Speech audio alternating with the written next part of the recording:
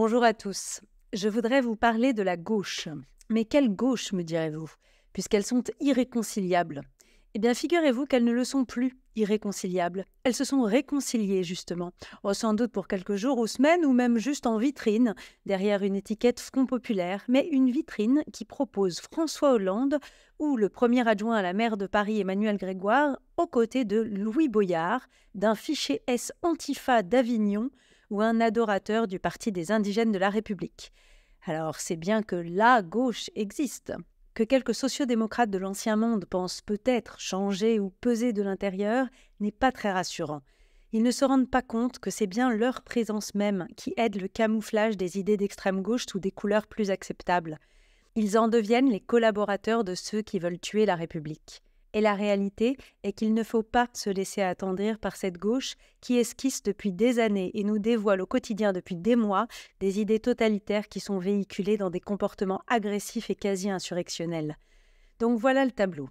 Voilà la stratégie de Mélenchon en passe de réussir. Dans les villes déjà fanatisées, on présente des élus LFI comme Alma Dufour, David Guiraud, Louis Boyard ou même Mathilde Panot, dont les principaux faits d'armes à l'Assemblée ont été d'hystériser le débat.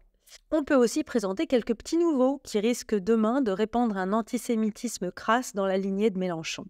Dans les villes plus modérées, quelques socialistes ont accepté de sacrifier leurs principes au nom de la gauche, et on ne sait pas si c'est la lâcheté qui a rejoint la complicité ou l'inverse. Mais pourquoi sommes-nous dans cette situation? La dissolution, puisque c'est bien le point de départ de cette recomposition, n'a été le fait que d'un seul homme, le chef de l'État. Il n'imaginait pas, probablement, qu'après ces européennes, la gauche trouverait le moyen de se réunir sous une bannière commune guidée par LFI. Et pourtant si.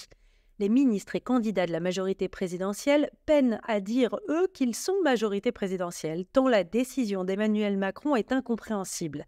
Livrer le pays à un combat contre les extrêmes et demander au Front républicain de se construire en 3 semaines. Tout cela est tellement insensé que les députés majorité présidentielle sortants préfèrent effacer Emmanuel Macron de leurs affiches. Ils sont ensemble pour la République. Ou alors ils posent aux côtés d'Édouard Philippe ou de Gabriel Attal.